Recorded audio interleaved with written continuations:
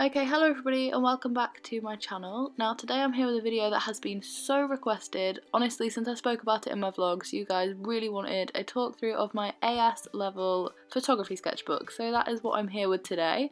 This is my first page and I sat the exam on AQA and my topic was everyday activities, so I took that how I wanted it and focused on city life photography. So this was my first double page spread. I focused on the artist Manuel Gorzoni, no idea how you pronounce the last name, I'm sorry, but I focused on this because I knew I wanted to do black and white photography and street photography. So I wrote a little bit about the artist and then did my own photo shoot, which is what this double page spread is here. So on the left this is my photo shoot thumbnail page kind of thing, and then on the right these are the images I thought were most successful, and I've written a little bit about them and put a quote from my artist just at the side. This was before I knew where my project was heading, so I just did what I thought was best and then linked it back afterwards. So this was my page of edits inspired by my artist. They're pretty basic, I'm not gonna lie, but you can see that they were inspired by the same tone of black and white, but I'm really happy with these.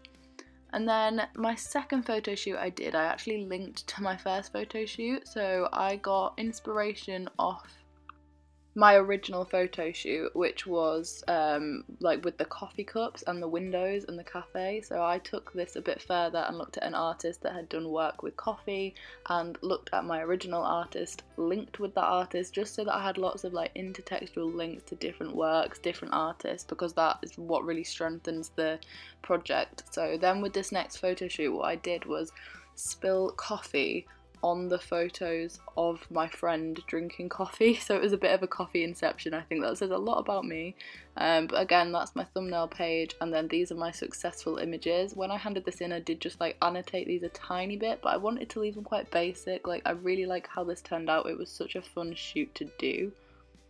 So the next thing I did was include a gallery visit. So I just visited a gallery in Beverley, which is my hometown, and just wrote about how these pictures are helping me think about ways I can take photos. And then on the right hand side, this is my next artist who focused on London Underground photography. So this was Bob Mazza. I loved his work. He did pictures from the 80s and the 90s, so quite old now, and this was the plan of my photo shoot. And I actually did this shoot when I was down in London. I did it one night after I'd been at a meeting. I think I vlogged it actually. This was back in February. It feels like ages ago, but this is my photo shoot on the right hand side.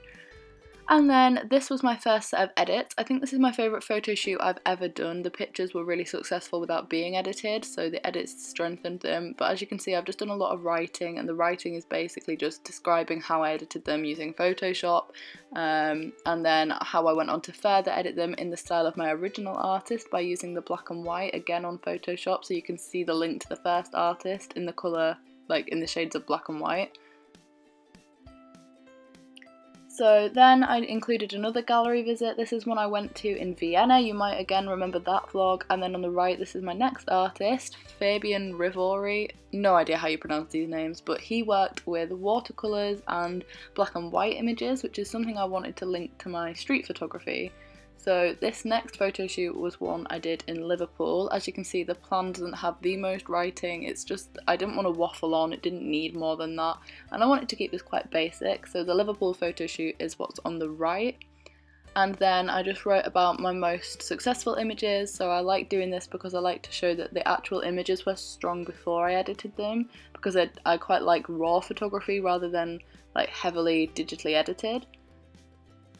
The link of the maps as well, by the way, guys, is something that brings it all together at the end. But these are my set of Liverpool edits, which I think are probably the least successful in the book, to be honest, but they do link to the artist with the use of black and white but watercolour, but also it links to my other photographers because it's still street photography and city photography.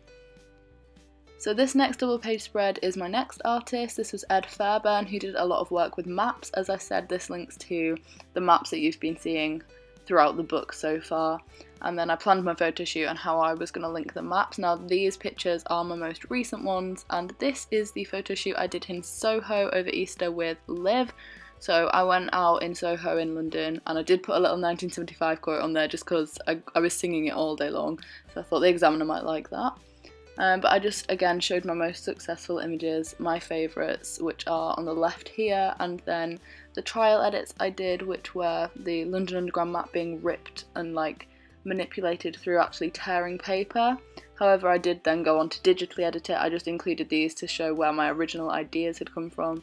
But these are the digitally edited ones. You can't really see these on here, but the underground map is running across the floor and up the walls and is like bent and manipulated, something that I did in Photoshop, which also shows how my Photoshop skills have developed from the beginning. And then this here is my last page in the book. This was my exam project, so my artist was Joseph Cornell and he did boxes, and I used the boxes to link all of them together and ended up my final piece, which I'm going to show you at the end of this talk through, was 3 boxes stacked on top of each other from each location that I've filmed at. Now, I'm going to show you that at the end, but if you've enjoyed this so far, give it a huge thumbs up. Don't forget to subscribe down below. You guys know what to do. This is me being like, go down below and subscribe. But I just thought I'd give you a bit of an insight. I'm going to include the clips now of my final piece, but aside from that, yeah.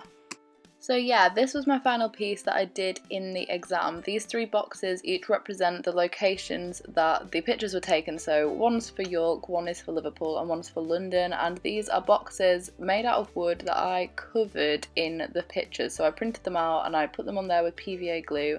And then just like my artist did, I included little like bits and pieces that I'd picked up from my journeys, from my travels, train tickets, Oyster cards, Starbucks cups, coffee cups, books, all of the things that are inside the pictures, just so that the links were really strong to the book whilst linking to my exam artist as well. I'm actually so happy with how this project turned out and I really wanted to share it with you guys. So if any of you are thinking of taking A-level photography, this is an insight into what you'll do in your first year. This is a book that I'm happy with. I don't know what grade it'll get yet. The last time it was marked it was on a B, so it's somewhere around that grade, but I'll be sure to let you know what I get overall, including my final piece and my other sketchbook. But yeah, that is everything guys. As I've already said, do like if you enjoyed this or if it helped you out. Let me know what you thought was your favourite thing about it, and I will see you all very soon. Goodbye.